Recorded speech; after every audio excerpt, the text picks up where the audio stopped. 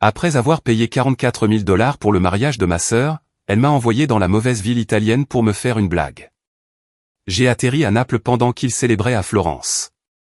Le lendemain, elle m'a envoyé un texto, MDR, je ne voulais juste pas t'inviter. Maman a ajouté, arrête de faire semblant d'être confus. C'est de ta faute. J'ai souri. Puis je lui ai envoyé un cadeau d'1,20 m de haut, livré par un coursier. Peu après, elle a appelé, en pleurant. Est-ce que je peux te rembourser, s'il te plaît? Je m'appelle Noah. J'ai 32 ans, je suis l'aîné, celui sur qui on peut toujours compter. Je gère les budgets pour une entreprise de construction de taille moyenne. Des tableurs, des appels aux fournisseurs, la chasse aux factures qui ont été payées la veille. Je prépare mon déjeuner. Je repasse mes chemises le dimanche. La chose la plus chic que je possède est un moulin à café que j'ai acheté d'occasion. Dans ma famille, je suis la personne qui trouve des solutions. Si quelque chose se casse, si quelqu'un pleure, si une facture arrive avec des lettres rouges, tout le monde me regarde comme si j'étais un extincteur. Ma sœur, Tessa, a 27 ans. Elle a des cheveux parfaits et la capacité de concentration d'un cierge magique. Elle vend un style de vie en ligne, routine matinale, matcha, déballage de produits. Elle est drôle quand elle n'est pas méchante. Elle appelle papa, papounet, et ils font. Maman l'appelle, bébé, et mon prénom se transforme en titre de poste. Noah s'en chargera. Je peux remplacer un robinet les yeux bandés.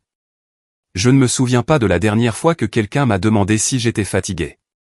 Je leur ai payé un mariage. Pas en un seul virement. Par morceaux qui semblaient raisonnables sur le moment. Un acompte par-ci, un virement le vendredi par-là, 14 paiements au total, 44 000 $ quand on additionne le tout.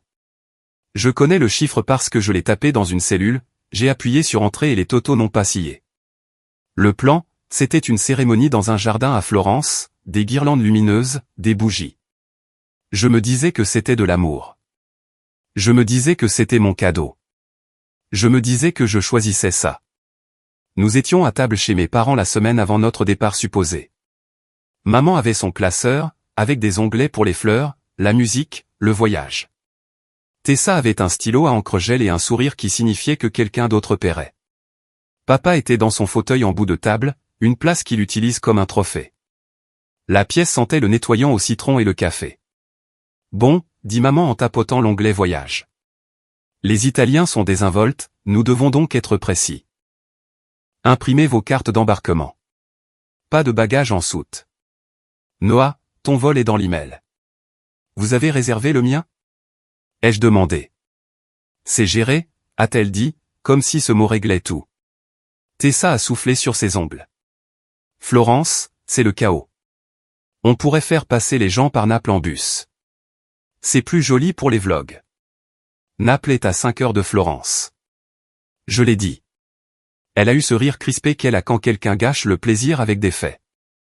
Détends-toi, le prof, papa a piqué un grain de raisin avec sa fourchette et l'a pointé vers moi. Ne commence pas avec ta négativité. Tu vois toujours petit. J'ai regardé l'email sur mon téléphone. Objet, Italie. Pièce jointe, PDF. Carte d'embarquement. Code de l'aéroport, NAP. J'ai ouvert la bouche.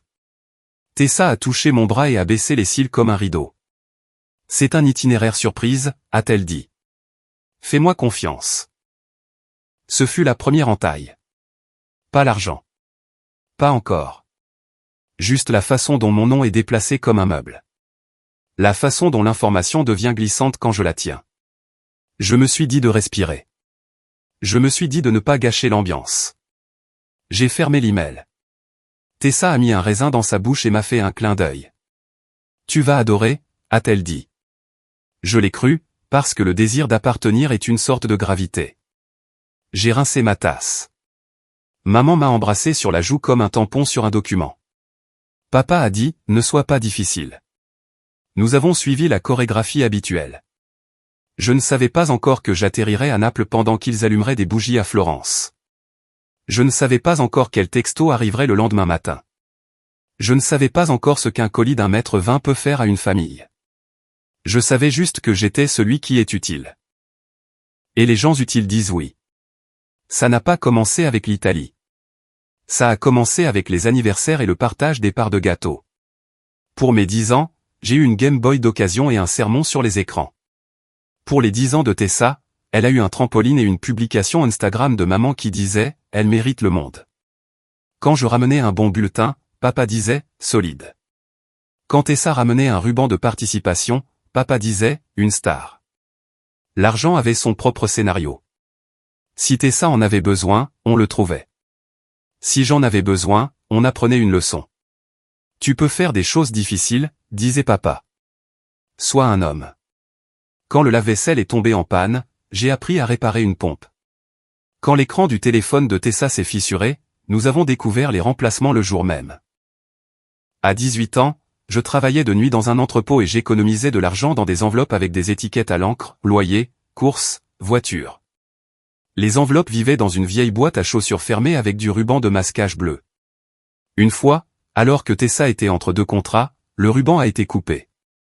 Urgence, a dit maman, en me touchant le coude comme une infirmière. On arrangera ça.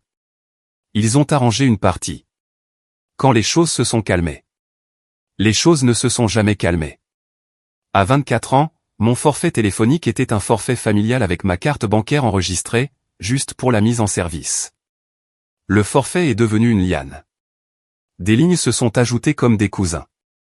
À un moment donné, ma facture listait 5 noms et une seule carte de crédit, la mienne. Je disais, il faut qu'on revienne à la normale. Et maman répondait, ce n'est pas le moment.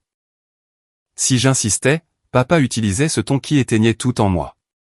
Arrête de compter les centimes avec ta sœur. Tessa a tout essayé avec confiance.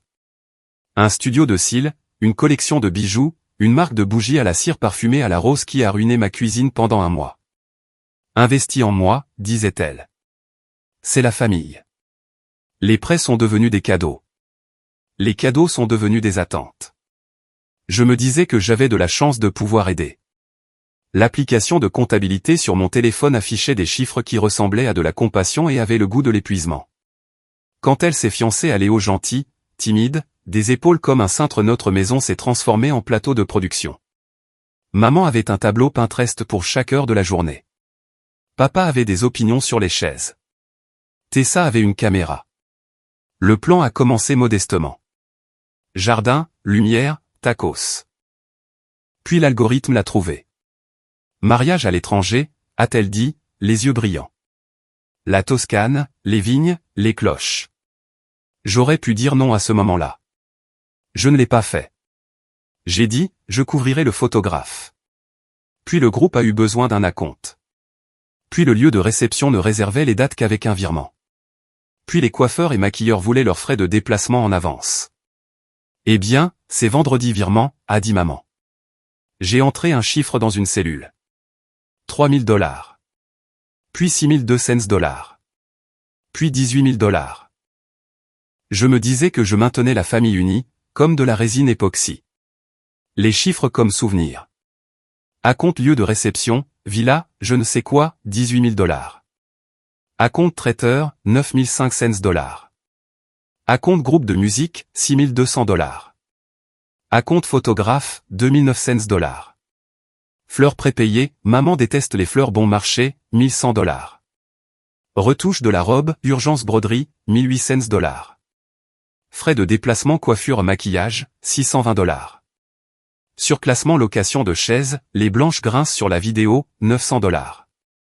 Je me disais que c'était le cadeau. Je me disais que ce serait une histoire dont on rirait plus tard. Je me disais que j'étais généreux, pas stupide. Il y avait des humiliations silencieuses sous tout ce bruit.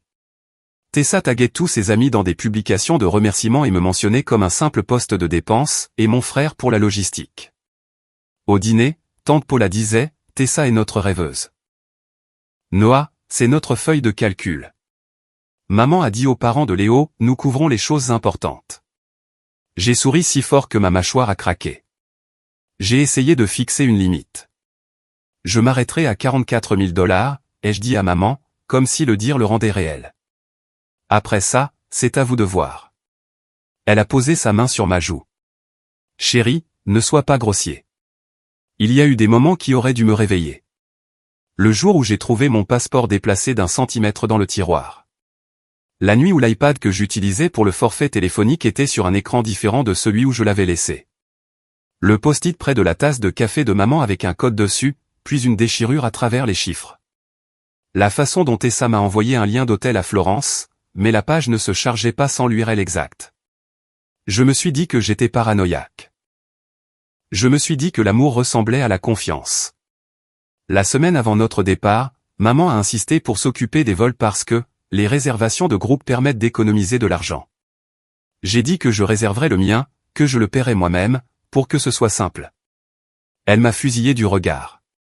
Ne sois pas difficile, Noah. Tessa m'a envoyé par texto une carte d'embarquement en PDF pour Naples. Moins cher, a-t-elle écrit. On prendra le bus. C'est une ambiance. J'ai répondu, je vais juste aller directement à Florence.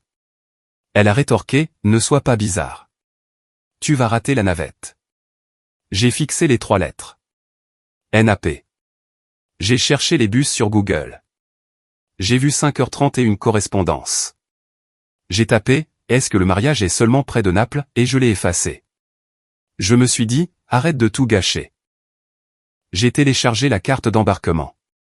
Le matin de mon départ, papa m'a serré dans ses bras d'un seul bras et a dit, ne sois pas en retard comme la dernière fois. Maman m'a tendu un sac Ziploc avec des encas. Tessa a fait un baiser dans l'air près de ma joue et a dit, à bientôt, comme une blague dont je ne faisais pas partie. J'ai roulé ma valise cabine jusqu'au Uber. Le chauffeur m'a demandé si j'étais excité. J'ai dit, tellement excité, et ma voix a fait quelque chose que je n'ai pas reconnu. Une partie de moi savait. Une partie de moi voulait toujours être invitée. L'hôtesse de l'air a dit, bonjour, et j'ai pleuré en silence dans mon gobelet en plastique de soda. Quand les roues ont touché le sol à Naples, j'ai vérifié mon téléphone pour les informations sur la navette. Le groupe de discussion avait 17 nouvelles photos. Des bougies, des vignes, Tessa en peignoir de soie avec ses amis. Pas de navette, pas de mention pour moi.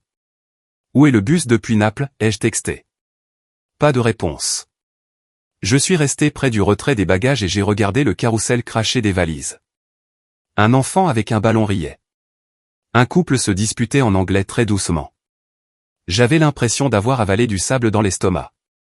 30 minutes plus tard, un message privé de Tessa avec un emoji cœur et un seul mot, bientôt. J'ai trouvé le guichet des bus. J'ai acheté un billet. Je me suis dit que c'était un malentendu.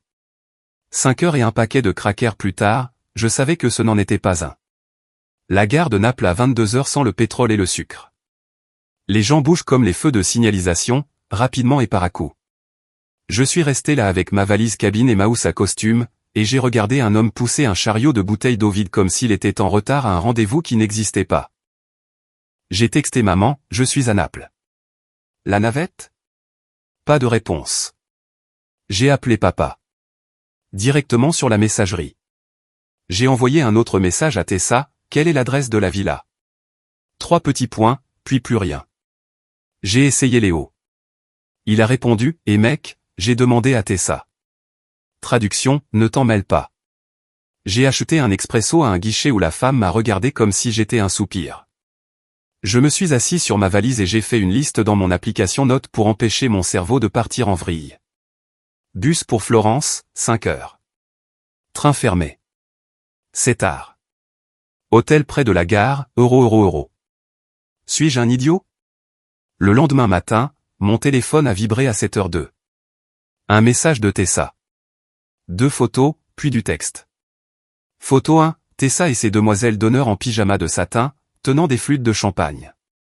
Légende, on l'a fait. Photo 2, le jardin. Des arches. Des bougies. Une pancarte en écriture cursive qui disait « Bienvenue à l'éternité ». Puis le texte « MDR, je ne voulais juste pas t'inviter ». Je l'ai lu 3 fois. C'était comme si quelqu'un avait réglé le minuteur de la cuisine et était sorti de la maison. Le silence est un tic-tac qu'on ne peut ignorer. Avant que je puisse taper, un autre message. De maman. Arrête de faire semblant d'être confus. C'est de ta faute. Tu rends tout lourd. Ne viens pas. Tu vas tout gâcher. J'ai fixé les mots. Lourd. Gâché. Ne viens pas. J'ai pris une inspiration. Puis puis une autre. L'homme aux bouteilles d'eau était de retour. Un enfant montrait un pigeon du doigt. Une femme traînait une valise avec une roue cassée. Le monde se fichait de mes textos. Il continuait. J'ai souri. Pas le sourire heureux. Le genre de sourire qui arrive quand le sol arrête de se faire passer pour un trampoline et redevient du béton. Il y avait du soulagement dans la douleur. La clarté est une sensation propre, même quand elle fait mal. J'ai répondu à Tessa, merci pour la clarté. Passe une bonne journée. Elle a répondu avec un emoji de bouteille de champagne. J'ai fermé mes messages. J'ai ouvert mon application bancaire. Une habitude, un réconfort, des chiffres qui ne jugent pas solde normal. Dépenses normales. Aucun virement sortant. J'ai senti le sol sous mes pieds. J'ai réservé un petit hôtel à Naples avec un couvre-lit propre et une pause dans mon rôle de personne utile. À midi, une photo dans le chat familial. Tessa, son voile ressemblant à du brouillard. Maman a écrit « Notre ange ». Papa a écrit « Ma fille ». J'ai posé mon téléphone face contre table et j'ai regardé les fissures au plafond. J'ai commandé un sandwich dans le hall de l'hôtel et j'ai utilisé « S'il vous plaît » dans un mauvais italien. L'homme a dit « Prego, signor » et j'aurais pu pleurer de tant de politesse. À 17h, j'ai pris un train pour Rome, puis un vol bon marché pour rentrer le lendemain matin. Pas de scène, pas de discours, juste 2 sièges, 3 gobelets en plastique, et la conscience d'avoir enfin vu le mur contre lequel je m'étais appuyé. Quand j'ai atterri, j'ai pris une douche qui m'a semblé me rincer de quelque chose qui ne m'avait jamais appartenu. J'ai fait du café. J'ai mis mon téléphone en mode « Ne pas déranger ». J'ai ouvert un nouveau compte email, sans limite @. J'ai ouvert un document vierge et l'ai intitulé « 90 jours ». Puis j'ai appelé une société de coursier. « Faites-vous des livraisons spéciales ?» ai-je demandé. « Taille » a dit la voix. 1,20 m de haut, ai-je répondu. Un panneau en mousse et une enveloppe. Adresse ? J'ai donné celle de Tessa. J'ai passé un autre appel. Un notaire mobile. J'ai imprimé un document simple. Reconnaissance de dette et plan de remboursement. Montant, 44 000 $. Terme, 18 mois, 0 intérêt si paiement à temps, 8% de TPA si en retard, paiements automatiques via le lien. Preuve jointe, reçu détaillé et une capture d'écran du texto, MDR, de Tessa, agrandi sur une page entière. Je n'allais pas le publier. Je n'allais pas crier. J'allais faire de la paperasse. J'ai scotché l'enveloppe au dos d'un panneau en mousse d'1,20 m que j'avais fait imprimer à la reprographie ce soir-là. Titre en haut, en lettres noires et nettes, cadeau de mariage, ce que j'ai payé pour que tu ne m'invites pas. En dessous, une liste propre avec les montants. Sur le côté droit, un code QR géant vers un portail de paiement sécurisé avec son nom déjà pré-rempli. En bas, une ligne, il ne s'agit pas de vengeance. Il s'agit de tourner la page. J'ai dormi 6 heures. Je me suis réveillé à 6h30. Le coursier était à l'heure. Le coursier portait un polo bleu et avait l'énergie de quelqu'un qui en a vu d'autres. Il a vérifié le nom. Tessa. Assurez-vous qu'elle signe, ai-je dit. Le notaire vous y rejoindra. Si elle refuse, prenez une photo du refus et donnez l'enveloppe à Léo. Compris, a-t-il dit. Pragmatique, comme moi. À 8h12, mon téléphone, toujours en mode « Ne pas déranger », s'est allumé avec une bannière de l'application du coursier. Livré. Signé par Tessa. 30 secondes plus tard, les appels ont commencé. 16 d'affilée. 3 de maman, 8 de papa, 5 d'un numéro que je ne connaissais pas.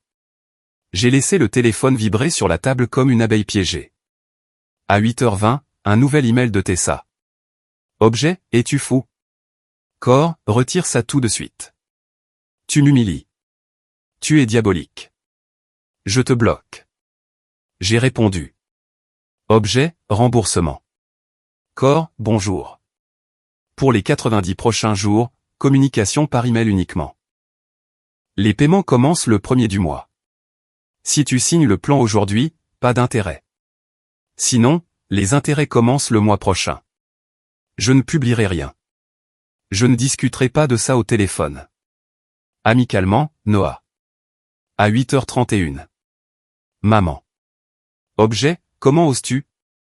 Corps, tu as envoyé une pancarte, c'est incroyablement déplacé. Ta tante l'a vu. Les parents de Léo l'ont vu. Tu vas détruire ta sœur. Tu es égoïste. Tu es ingrat. Après tout ce que nous faisons. J'ai répondu. Objet, limite. Corps, je ne discuterai pas de ça par téléphone ou par texto.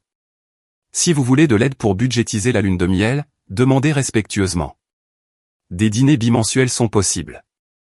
Les jeudis à 18h. Email uniquement. À 8h35. Un ton différent. Léo. Objet, je suis désolé. Corps, je ne savais pas qu'elle t'avait envoyé à Naples. Je ne savais pas qu'elle t'avait dit de ne pas venir. Je suis désolé. S'il te plaît, donne-moi un jour pour lui parler. On te remboursera. J'ai répondu, merci. Le plan est dans l'enveloppe. S'il est signé aujourd'hui, tout va bien. À 8h40, le tour de papa. Objet, retire ça. Corps, ce que tu as fait est impardonnable. Tu as fait pleurer ta sœur la semaine de son mariage. Retire ça. J'ai répondu, je ne retire rien. J'assume la responsabilité de la destination de mon argent à l'avenir. Si tu as besoin d'aide avec les intérêts de ta carte de crédit, je peux m'asseoir avec toi. Email uniquement. À 9h02, un appel est passé d'un numéro inconnu. Je l'ai laissé sonner. Un message vocal est arrivé. Tessa, en sanglots. Je ne pensais pas que tu le ferais. Vraiment. Pourquoi ferais-tu? Mes beaux-parents l'ont vu. D'accord. Est-ce que je peux te rembourser, s'il te plaît? Je signerai. Juste, s'il te plaît, n'envoie rien d'autre. J'ai écouté, assis à ma table, les mains autour d'une tasse chaude, parce qu'on peut tenir deux vérités en même temps, j'aime ma sœur et aussi, ça suffit.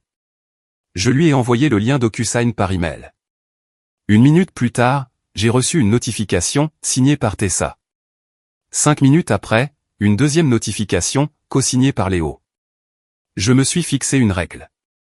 Pas de danse de la victoire. Pas de « je te l'avais bien dit ». Pas de publication, pas de vengeance. Juste de la paperasse. À midi, l'application de la banque a sonné. Paiement 18 janvier, 2444,44 $. Les décimales m'ont fait un peu rire. Elles étaient si nettes. Tessa a envoyé un email. Objet, premier paiement. Pas de corps de texte. C'était bien. Puis est venue la deuxième vague. Le groupe de discussion familiale. Capture d'écran. Réaction thermonucléaire. Tante Paula, Noah a envoyé un panneau publicitaire. Un cousin, on dirait une affaire de tribunal. Maman, nous avons élevé un monstre. Papa, il est mort pour moi jusqu'à ce qu'il s'excuse. J'ai mis le chat en sourdine pour 1 an. J'ai imprimé un nouveau document intitulé « Ce que je ferai et ne ferai plus ». Je ne paierai plus le forfait téléphonique familial. À compter d'aujourd'hui, toutes les lignes sauf la mienne sont déconnectées. Je ne paierai plus d'acompte pour réserver des dates ou, juste pour nous lancer. Je ne serai pas un utilisateur autorisé sur la carte de qui que ce soit. Je ne répondrai pas aux exigences. Je répondrai aux demandes respectueuses dans les 48 heures par email. Je ne participerai pas à des conversations où l'on me traite d'égoïste pour avoir un budget. Ce que je suis prêt à faire, des dîners bimensuels dans un lieu public, durer 1 heure. Transport d'urgence ou visite à l'hôpital. Aider à établir un budget si on me le demande sans insulte. Comment me joindre, email uniquement pendant 90 jours. Je l'ai imprimé et mis dans une chemise cartonnée. Je l'ai déposé devant la porte de mes parents. Sans mots. Ils savent lire. Cet après-midi-là, je suis allé à ma banque en personne. Supprimer tous les accès partagés, ai-je dit. La banquière m'a demandé mon mot de passe. Je lui ai donné le nouveau. Une phrase, pas une date. J'ai gelé mon crédit. J'ai mis en place des alertes pour les dépenses de plus de $1. J'ai acheté une enveloppe ignifugée et j'y ai mis mon passeport, parce que ma vie avait besoin d'un verrou, pas d'excuses. Le lendemain, Léo a demandé à me voir. Nous nous sommes assis dans un café. Il avait l'air de quelqu'un qui venait de réaliser que sa maison avait un sous-sol qu'il n'avait jamais visité. Je ne savais pas, a-t-il dit. Je te crois, ai-je répondu. Elle m'a dit qu'elle t'avait invité, a-t-il dit, en fixant ses mains. Elle a dit que tu avais dit que tu passerais. Elle m'a texté, je ne voulais juste pas t'inviter, ai-je dit. J'ai gardé ma voix neutre. Nous avons tous les deux regardé la table comme si elle avait des réponses. On paiera, a-t-il dit. Je veux commencer notre mariage proprement. Bien, ai-je dit. Tu as le plan. Je suis désolé, a-t-il répété, comme si c'était le seul mot qu'il avait. Merci, ai-je dit. J'espère que vous aurez tous les deux le mariage que vous voulez, pas la performance. Il a souri pour la première fois. Moi aussi, a-t-il dit. Les gens demanderont où est passé le panneau d'1,20 m. Il est dans le hall d'entrée, appuyé contre un mur, parce qu'il est trop grand pour être ignoré et trop lourd pour être jeté devant les parents de Léo. Je ne l'ai pas livré pour embarrasser. Je l'ai livré pour rendre le déni physiquement incommode. La semaine suivante, la machine m'a mis à l'épreuve. Maman a envoyé de longs emails avec des versets bibliques et des comparaisons de couverts. Papa a envoyé des lignes de 2 mots. Appelle-moi. Règle ça. Tessa a envoyé 3 petits points, puis plus rien. J'ai répondu une fois par jour avec les 5 mêmes phrases. Je vous aime. Email uniquement. Je ne finance pas ce mariage. Les paiements se font entre vous et le portail. Je suis disponible le jeudi de 18 h à 19 h chez Rose. Les limites sont ennuyeuses. C'est leur force. Elles ne ressemblent pas à une victoire. Elles ressemblent à une routine. Le 3e jeudi, maman et papa sont venus chez Rose et se sont assis dans la banquette rouge, la bouche tournée vers le bas à l'unisson. On a parlé de la météo, ce qui est le signe que les gens s'adaptent. Papa a dit qu'il avait reçu une facture du dentiste. J'ai dit que je pouvais l'aider à appeler pour mettre en place un plan de paiement. Il a dit, d'accord. Maman a dit que le fleuriste leur avait fait un petit crédit à cause du désagrément. J'ai dit que c'était gentil. Nous avons mangé des pâtes. Personne n'a parlé d'hélicoptère. Tessa n'est pas venue. Elle a envoyé un email le lendemain. Objet, paiement 2. Le portail a sonné. J'ai transféré un reçu avec « Merci ». Elle a renvoyé un simple point. Progrès. J'ai commencé à respirer comme si l'air m'appartenait. J'ai nettoyé mon appartement. J'ai déchiqueté des enveloppes vieilles de 10 ans. J'ai mis $300 dans une catégorie intitulée « Italie pour moi ». Pas une vengeance. Une contrepartie. Le 19e jour, mon téléphone a sonné à 2 h du matin. La façon dont les téléphones sonnent quand les vieilles règles appellent. Je n'ai pas répondu. Le matin, j'ai écouté le message vocal. Maman, ta grand-mère est tombée, a-t-elle dit, la voix tremblante. Hôpital. J'ai rappelé dans les 10 secondes. Quand c'est une urgence, je suis là. Ce n'est pas négociable. C'est pour moi. Je les ai conduits. Je me suis assis sur une chaise en plastique dur. J'ai rempli un formulaire, parce que les formulaires me calment. Je suis resté jusqu'à ce que grand-mère soit stabilisée. Papa m'a serré l'épaule. Une simple pression. Merci, a-t-il dit. Pas de sermon, pas de « sois un homme ». Juste merci. Ça a compté. Le mariage a eu lieu un mois plus tard. Plus petit, joli. Pas d'hélicoptère, évidemment. Ils ont envoyé une photo. Tessa et Léo sous un arbre avec des bougies chauffe-plat. Tessa n'était pas taguée. Maman n'a pas mis en légende, on l'a fait. La photo ressemblait à des gens, pas à une campagne publicitaire. Je l'ai regardée et je n'ai pas ressenti de colère. J'ai eu l'impression d'avoir enfin délégué ma place dans leur histoire à sa juste taille. Le 3e paiement est arrivé. Le 4e. Je les ai automatiquement transférés dans « Italie pour moi ». Je me suis réservé un petit voyage pour l'hiver.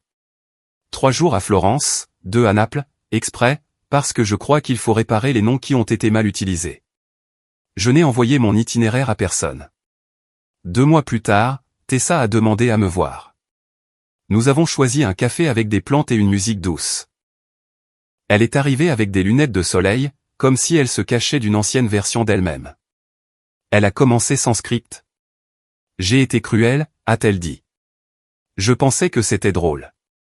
Je pensais. Elle a regardé la table. Je pensais que tu paierais quand même et que tu viendrais pour tout arranger. J'ai payé, ai-je dit. Je ne suis pas venu. Elle a eu un rire bref et sec. Puis elle est devenue sérieuse. J'ai honte, a-t-elle dit. Tu rembourses, ai-je répondu. C'est comme ça que la honte se transforme en action. Elle a hoché la tête. Léo a dit qu'on doit grandir maintenant, a-t-elle dit. Je n'aimais pas ça. Puis si. Nous sommes restés dans un silence qui n'était pas une dispute. Elle a tripoté une serviette en papier.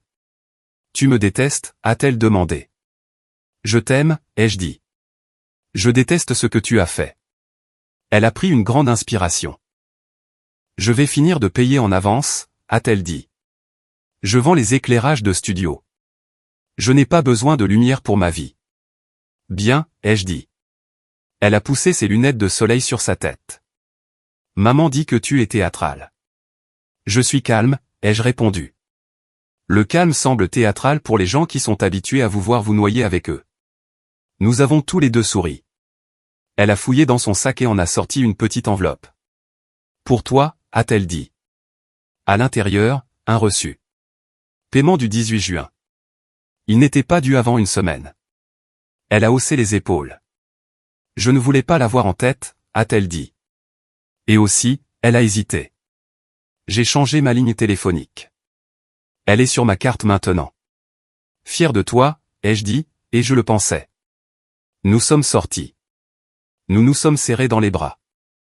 Ça ne ressemblait pas à une performance pour une caméra. Voici la partie où je vous donne la morale, parce que j'ai fini d'écrire l'histoire comme si je demandais la permission. Je ne serai pas le fond d'urgence de la famille parce que quelqu'un a pensé qu'un hélicoptère signifiait l'amour. Je n'assisterai pas aux événements auxquels je ne suis pas invité, et je ne paierai pas pour eux non plus. Je ne discuterai pas avec des groupes de discussion. J'écrirai des emails simples et je garderai des copies. Je paierai pour ma vie d'abord. J'aiderai pour les vraies urgences, pas pour créer du contenu.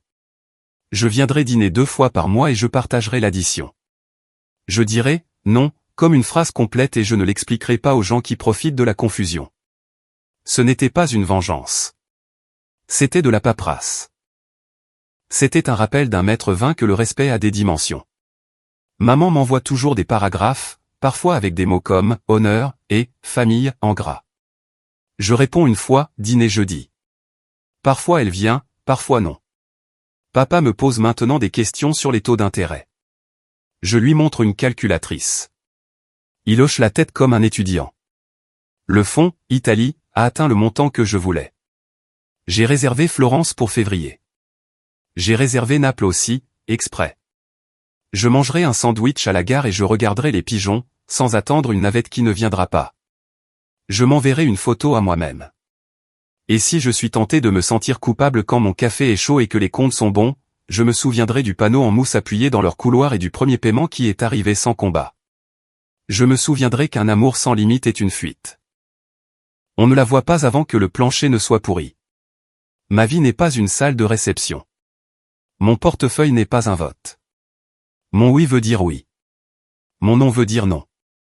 Il ne s'agit pas de vengeance. Il s'agit de tourner la page. Et 1,20 m, c'était exactement la dimension dont j'avais besoin pour y voir clair.